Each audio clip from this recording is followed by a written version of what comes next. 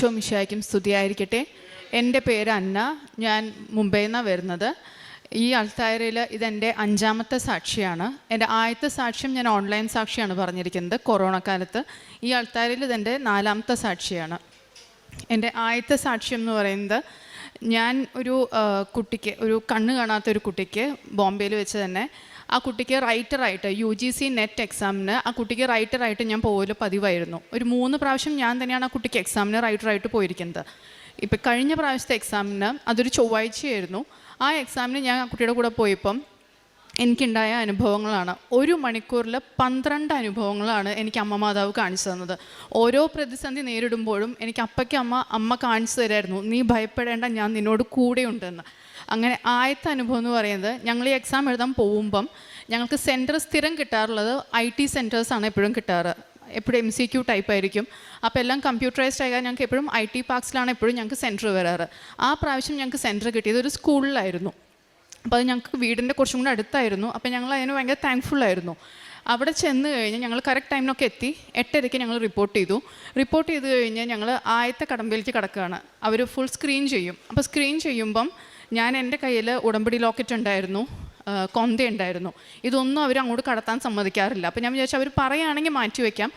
എൻ്റെ തൊട്ട് മുന്നിലുണ്ടായിരുന്ന കുട്ടിയുടെ ഹെയർ ക്ലിപ്പ് അടക്കം അവർ ഊരിപ്പിച്ച് റബ്ബർ ബാൻഡ് ഇട്ട് കെട്ടി വയ്ക്കാൻ പറഞ്ഞു. അപ്പോൾ ഞാൻ വിചാരിച്ചത് ഉറപ്പായിട്ട് അവരെടുത്ത് മാറ്റാൻ പറയും. അപ്പോൾ ആദ്യത്തെ കടമ്പ തന്നെ കഴിഞ്ഞു. അമ്മ മാതാവ് ഇടപെട്ട് എനിക്ക് എൻ്റെ ലോക്കറ്റും ഇതൊന്നും എന്നോട് മാറ്റാൻ പറഞ്ഞില്ല. അപ്പോൾ അതും കൊണ്ട് ഞാൻ അകത്തേക്ക് കടന്നു, ഈ മോളെയും കൊണ്ട്. അകത്ത് ചെന്ന് കഴിഞ്ഞപ്പം അവർ ഞങ്ങളുടെ ഡോക്യുമെൻറ്റ്സ് നോക്കി കഴിഞ്ഞപ്പോൾ അവരെന്നോട് പറഞ്ഞു, റൈറ്ററായിട്ട് എനിക്കിരിക്കാൻ പറ്റില്ല എന്ന്. അപ്പോൾ ഞാൻ പറഞ്ഞു, കഴിഞ്ഞ 3 പ്രാവശ്യം ഞാൻ തന്നെ റൈറ്ററായിട്ട് ഇരുന്നിരിക്കണേ. അപ്പോൾ അവർ പറഞ്ഞു, അത് അവർ ശ്രദ്ധിക്കാണ്ടായിരിക്കും. ഒന്നാമത് ഏജ് ശരി, അപ്ലിക്കൻറ്റിൻ്റെ ഏജിനേക്കാളും കുറവായിരിക്കണം എൻ്റെ ഏജ്. പക്ഷെ അത് ഏജ് ഓവറായ കാരണം അത് പറ്റില്ല. പിന്നെ ക്വാളിഫിക്കേഷൻ വൈസും എനിക്ക് ആ കുട്ടിക്ക് എഴുതാൻ പറ്റില്ലായിരുന്നു, കാരണം എൻ്റെ സയൻസ് ബാക്ക്ഗ്രൗണ്ട് ആയിരുന്നു. അപ്പോൾ ആ കുട്ടിക്ക് സയൻസും മാത്സൊക്കെ ഈസിലി പറഞ്ഞു കൊടുക്കാൻ പറ്റുന്ന കാരണം അതും പറ്റില്ല എന്ന് പറഞ്ഞു. അപ്പോൾ ഞാൻ പറഞ്ഞു, എന്തെങ്കിലും ഒന്ന് ചെയ്യാൻ പറ്റുമോ, കാരണം ഇങ്ങനത്തെ ഒരു കേസായ കാരണം ഒത്തിരി പ്രതീക്ഷയോടുകൂടി കുട്ടി വന്നിരിക്കുന്നത് എക്സാം എഴുതാനായിട്ട്. അപ്പം അവർ പറഞ്ഞു, ഒരു കാര്യം ചെയ്യും നിൽക്കുക. അപ്പം രണ്ടാമത് ഞാൻ പ്രാർത്ഥിച്ചു തുടങ്ങി. അപ്പം ഞാൻ പറഞ്ഞു, എനിക്ക് ഇതിൽ ഒരു ഹയർ ഇൻചാർജിലുള്ള ആരോടെങ്കിലും ഒന്ന് സംസാരിക്കാൻ പറ്റുമോ എന്ന് ചോദിച്ചു. അപ്പോൾ അവർ പറഞ്ഞു, ഞങ്ങൾ നോക്കിയിട്ട് വരട്ടെ എന്നും പറഞ്ഞ് അവർ നോക്കാൻ പോയ സമയത്ത് ഞാൻ ഉടമ്പടി കാശുരൂപം കയ്യിൽ വെച്ച് മുറുക്കി പ്രാർത്ഥിച്ചുകൊണ്ടിരിക്കുകയായിരുന്നു, അമ്മ എനിക്കൊരു അടയാളം കാണിച്ചു തരണേന്ന്. അങ്ങനെ ഒരു മലയാളി ലേഡിയാണ് എൻ്റെ അടുത്ത് ആദ്യം സംസാരിക്കാൻ വന്നത്. അപ്പം ഞാൻ അവരുടെ അടുത്ത് ഞാൻ ഈ കാര്യങ്ങൾ മുഴുവൻ പറഞ്ഞു. അപ്പോൾ അവർ പറഞ്ഞു, ഞങ്ങൾ നോക്കി നോക്കട്ടെ, എന്തായാലും മാഡത്തിന് എഴുതാൻ പറ്റില്ല, ഞങ്ങൾ വേറെ ഇപ്പോൾ സ്കൂളായ കാരണം ഒരു സ്റ്റുഡൻറ്റിനെ കിട്ടുമോ നോക്കട്ടെ, 11th or 12th ഉള്ള ആർട്സ് സ്റ്റുഡൻറ്റിനെ കിട്ടുമോ നോക്കട്ടെ എന്ന് പറഞ്ഞു. അപ്പം ഞാൻ അമ്മയോട് മുറുകെ പ്രാർത്ഥിച്ചുകൊണ്ടിരുന്നു, അങ്ങനെ നല്ലൊരു കുട്ടിയെ കിട്ടണേ, കാരണം കുട്ടിക്ക് വായിച്ച് പറഞ്ഞു കൊടുത്ത് കുട്ടിക്ക് ശരിക്കും സമാധാനത്തിൽ പറഞ്ഞു കൊടുക്കുന്ന ഒരു കുട്ടിയാവണം. ധൃതിയിൽ വെച്ച് വായിച്ചു കൊടുത്തു കഴിഞ്ഞാൽ ഇത് ബ്ലൈൻഡായ കാരണം ഈ കുട്ടിക്ക് മുഴുവൻ മനസ്സിലാവില്ല. അപ്പോൾ അങ്ങനെ പ്രാർത്ഥിച്ച് ആ കുട്ടി വന്നപ്പം ഞാൻ അതിൻ്റെ അടുത്ത് സംസാരിച്ച് തുടങ്ങിയപ്പോൾ 2 സെൻറ്റൻസ് കഴിഞ്ഞപ്പോഴേക്കും ആ മോൻ എൻ്റെ അടുത്ത് ഇങ്ങോട്ട് ചോദിച്ചു, ആൻറ്റി മലയാളിയാണോ എന്ന്. അപ്പോൾ എനിക്ക് സന്തോഷമായി, ഒരു മലയാളിയാണ്. അപ്പം ഞാൻ ആ കുട്ടിക്ക് സമാധാനത്തിൽ നിന്ന് കാര്യങ്ങളൊക്കെ പറഞ്ഞു കൊടുത്തു. ഈ കുട്ടി ബ്ലൈൻഡാണ്, അപ്പോൾ സ്ലോലി വേണം ക്വസ്റ്റ്യൻസൊക്കെ വായിച്ചു കൊടുക്കാൻ. അങ്ങനെ അമ്മ അടുത്തത് ഇടപെട്ട് അങ്ങനെ നല്ലൊരു റൈറ്ററിനെ കിട്ടി. അതാണ് ആദ്യത്തെ ഞങ്ങൾക്ക് ആ സെൻറ്റർ മാറ്റിയതിലുള്ള അമ്മയുടെ കൈ അവിടെയായിരുന്നു. അതൊരു IT പാർക്കിൽ വെച്ചാണ് എന്നോട് റൈറ്ററായിട്ട് എഴുതാൻ പറ്റില്ല എന്ന് പറഞ്ഞിരുന്നെങ്കിൽ എനിക്ക് വേറൊരു റൈറ്ററിന് ആ സമയത്ത് ആ കുട്ടിക്ക് കിട്ടില്ലായിരുന്നു. ഇതൊരു സ്കൂളായതുകൊണ്ടും അന്ന് ആക്ച്വലി ഹോളിഡേ ആയിരുന്നു സ്കൂളിൽ ഈ സെൻറ്ററുള്ള കാരണം. പക്ഷേ ഈ കുട്ടി സ്പെഷ്യൽ ക്ലാസ്സിന് വന്ന കാരണം ഇതിനെ കിട്ടിയതായിരുന്നു, അല്ലെങ്കിൽ ഇങ്ങനെ ഒരു റൈറ്ററിനെ ഞങ്ങൾക്ക് എക്സ്ട്രാ കിട്ടില്ലായിരുന്നു. അങ്ങനെ ഇത് കഴിഞ്ഞ് ഈ മോനെ എനിക്ക് പുതിയ റൈറ്ററായിട്ട് കിട്ടി. അത് കഴിഞ്ഞ് പിന്നെ പുതിയ പ്രശ്നം വന്നു, ഈ കുട്ടിക്ക് മാത്രമായിട്ട് ഒരു ടീച്ചറിനെ ഇൻചാർജായിട്ട് വെക്കണം ക്ലാസ് റൂമിൽ. അപ്പം ഞാൻ നോക്കിയപ്പോൾ അവിടെ ഞാൻ സംസാരിച്ച ഒറ്റ ടീച്ചേഴ്സിനും ഒരു ശാന്ത സ്വഭാവം ഉണ്ടായിരുന്നില്ല. അപ്പം ഞാൻ വിചാരിച്ചു, ഇങ്ങനെ ശാന്ത സ്വഭാവം ഇല്ലാത്തൊരു ടീച്ചറൊക്കെ ഈ കൊച്ചിൻ്റെ അടുത്ത് വന്ന് 2 ഒച്ചയിൽ വർത്താനം പറഞ്ഞാൽ ഇത് പേടിച്ചു പോവും. അപ്പം രണ്ടാമത് ഞാൻ പ്രാർത്ഥിച്ചുകൊണ്ടിരിക്കുകയായിരുന്നു, ദൈവമേ നല്ല ശാന്ത സ്വഭാവമുള്ളൊരു ടീച്ചറെ അമ്മ തന്നെ ഒരുക്കി വിടണേന്ന്. അങ്ങനെ ഞാൻ കണ്ണു തുറന്ന് നോക്കിയപ്പം ചിരിച്ചുകൊണ്ട് ഒരു ടീച്ചർ റൂമിലേക്ക് കടന്നു വന്നു, അതും നീല ചുരിദാറിട്ടിട്ട്. അപ്പോൾ എനിക്ക് ഒത്തിരി സന്തോഷമായി. അടുത്തത് അമ്മയുടെ അടയാളമായിരുന്നു. അപ്പോൾ ആ ടീച്ചർ വന്ന് എന്നോട് പറഞ്ഞു, ഞാനാണ് ആ കുട്ടിക്ക് ഇൻചാർജായിട്ട് നിൽക്കാൻ പോകുന്നത്, മോള് പേടിക്കണ്ട, ഞാൻ നോക്കിക്കോളാം കാര്യങ്ങളൊക്കെ എന്ന് പറഞ്ഞു. അത് കഴിഞ്ഞ് അവർ പറഞ്ഞു, ഈ ഇരിക്കുന്ന റൂമിൽ തന്നെയാണ്, അപ്പം നിങ്ങൾ പുറത്തേക്ക് ഇറങ്ങി നിന്നു എന്ന് പറഞ്ഞു. അപ്പം ഞാൻ ആ പുറത്തേക്ക് ഇറങ്ങുന്നതിന് മുമ്പ് ഞാൻ ആ റൂം ഒന്ന് വിശുദ്ധീകരിക്കണമെന്ന് പറഞ്ഞ് ഞാൻ കണ്ണടച്ച് ഞാൻ പ്രാർത്ഥിച്ച് തുറന്നപ്പോഴാണ് അത്രയും നേരം ഞാൻ ഇരുന്ന ആ റൂം ഞാൻ ശ്രദ്ധിക്കുന്നത്. ആ റൂം ഫുൾ നീല പെയിൻ്റ് അടിച്ച റൂമായിരുന്നു. അപ്പോൾ പിന്നെയും എനിക്ക് അമ്മയുടെ ഒരു സാന്നിധ്യം അവിടെ അനുഭവപ്പെട്ടു.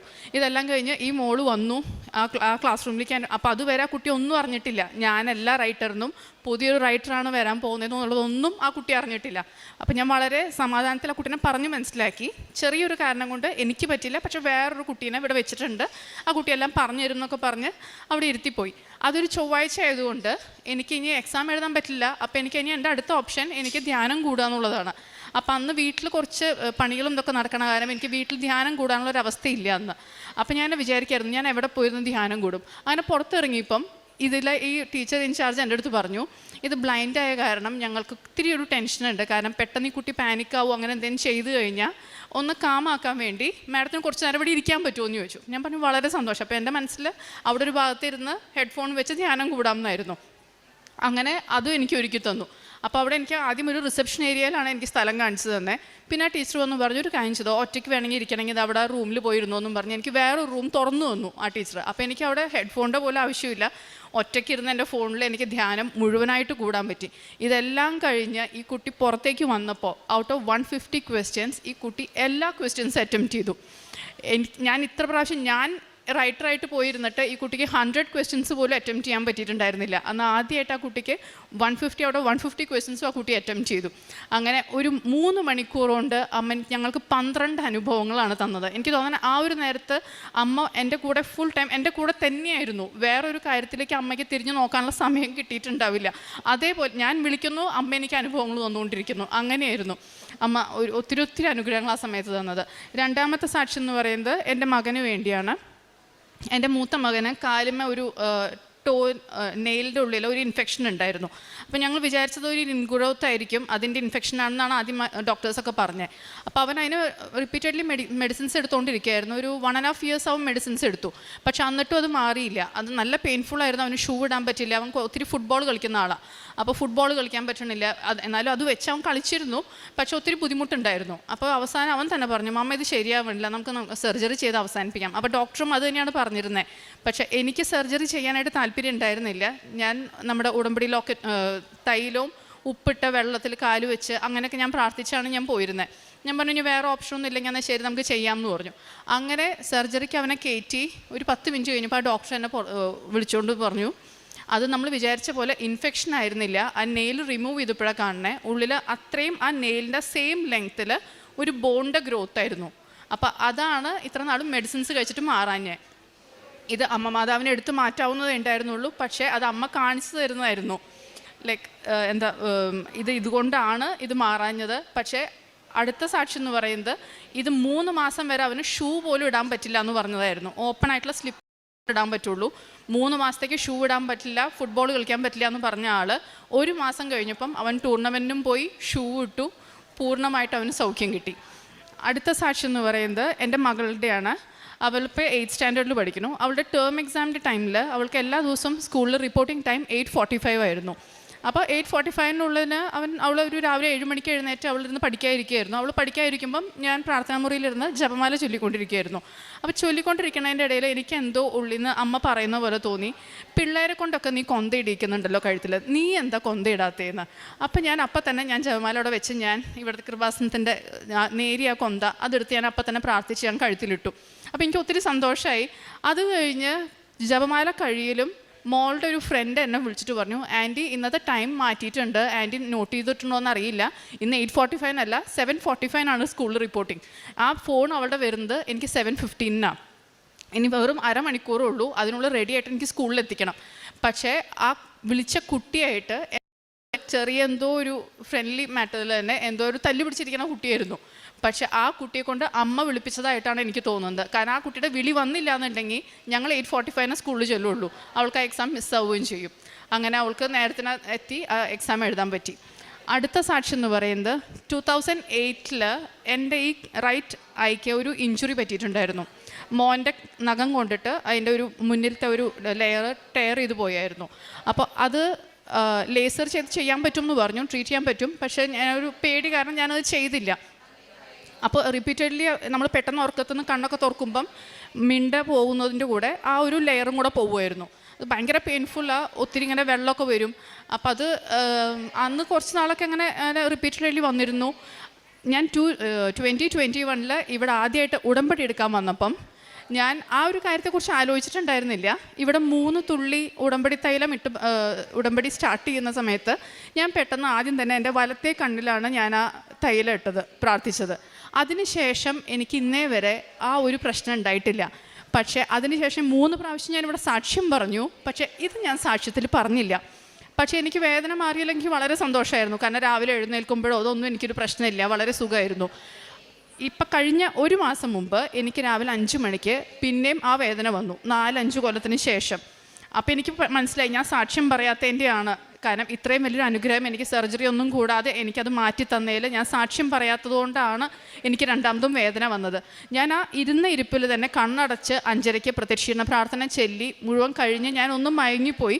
അതിനുശേഷം എനിക്ക് ഇന്നേ വരെ അങ്ങനത്തെ ഒരു വേദന വന്നിട്ടില്ല. ലേസർ സർജറി പറഞ്ഞതായിരുന്നു, പിന്നെ അത് ചെയ്തിട്ടില്ല. ഇപ്പോൾ അത് ഫുൾ ക്ലിയറായി. അപ്പോൾ ആ സാക്ഷി ഞാൻ 5 കൊല്ലം വൈകിപ്പോയി. അതിന് ഞാൻ ആദ്യമേ മാപ്പി അപേക്ഷിക്കുന്നു. അടുത്ത സാക്ഷി എന്ന് പറയുന്നത് ഞങ്ങളുടെ 2 റിലേറ്റീവ്സ് ദുബായിൽ ചില ഇഷ്യൂസ് കാരണം അവരുടെ പാസ്പോർട്ടൊക്കെ പിടിച്ചു വയ്ക്കലും അവരെ നാട്ടിലേക്ക് വിടാൻ പറ്റാത്തൊരവസ്ഥയിലുണ്ടായിരുന്നു. അപ്പോൾ അതിനുവേണ്ടി ഒത്തിരി പേര് അതിനെ ട്രൈ ചെയ്യുന്നുണ്ടായിരുന്നു. പക്ഷേ കുറേ കോംപ്ലിക്കേഷൻസ് ഉണ്ടായിരുന്നു. അപ്പോൾ അവരുടെ ഫാമിലി ഉറപ്പായിട്ടും പ്രാർത്ഥിച്ചിട്ടുണ്ടാവും.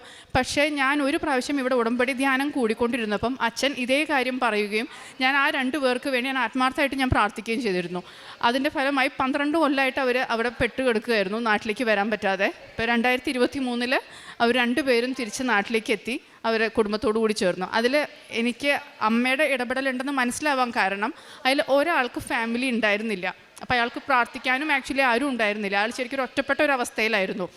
അയാളുടെ ആൾ വന്നതിലാണ് എനിക്ക് ശരിക്കും അമ്മയുടെ കരങ്ങൾ അതിലുണ്ടെന്നുള്ളത് ശരിക്കും ബോധ്യപ്പെട്ടത്. അടുത്ത എൻ്റെ അവസാനത്തെ സാക്ഷിയാണ്. അത് എൻ്റെ ഒരു ഫ്രണ്ട് കുവൈറ്റിലായിരുന്നു. അവളുടെ 3rd പ്രഗ്നൻസിയിൽ, അവളുടെ ആദ്യത്തെ 2 പ്രഗ്നൻസിയും ഡെലിവറിയൊക്കെ നാട്ടിലായിരുന്നു.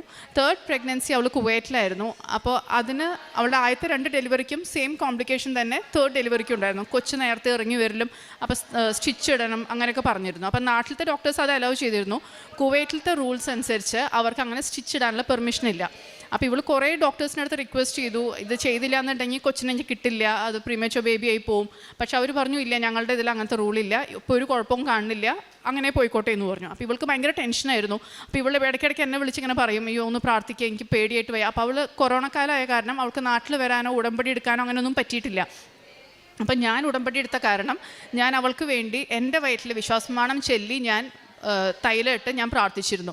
അതിൻ്റെ ഫലമായിട്ട് അവൾ ഒരു ദിവസം അപ്പോയിൻമെൻറ്റ് എടുത്ത് ഡോക്ടറെ അടുത്ത് പോവുകയാണ്, ലാസ്റ്റ് ആൻഡ് ഫൈനൽ അവൾ ഒന്നും കൂടെ റിക്വസ്റ്റ് ചെയ്യാനായിട്ട്. അപ്പോൾ അവൾ എന്നോട് പോകുമ്പോൾ വിളിച്ച് പറഞ്ഞിരുന്നു, ഇന്ന് എന്തെങ്കിലും എനിക്ക് അവിടെ ഒന്ന് നടന്ന് കിട്ടണം, അതല്ലെങ്കിൽ എനിക്ക് 9 months എനിക്ക് ടെൻഷനായിരിക്കും.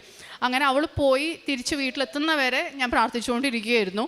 അവൾ തിരിച്ചു വന്നപ്പോൾ എന്നോട് പറഞ്ഞത്, ഇത്രയും നാളും ഞാൻ അവിടെ കാണാത്ത ഒരു മലയാളി നേഴ്സ് എൻ്റെ അടുത്ത് വന്നിട്ട് ഈ കാര്യങ്ങൾ മുഴുവൻ എന്നോട് ചോദിച്ചറിഞ്ഞു.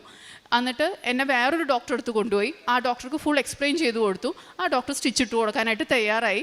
നെക്സ്റ്റ് വീക്കിൽ വന്നോളാൻ പറഞ്ഞു എന്ന്. അപ്പോൾ അത് ശരിക്കും അമ്മ മാതാവ് തന്നെ അയച്ച ഒരു നേഴ്സായിരുന്നു. അതല്ലാതെ അവൾ ഇത്രയും നാൾ അവിടെ പോയിട്ട് ഒരാളും അത് സമ്മതിച്ചു കൊടുത്തിട്ടുണ്ടായിരുന്നില്ല ചെയ്യാനായിട്ട്. അങ്ങനെ അവൾക്ക് ആരോഗ്യമുള്ളൊരു ആൺകുഞ്ഞിനെ ജനിച്ചു. ദൈവത്തിന് ഒത്തിരി നന്ദി.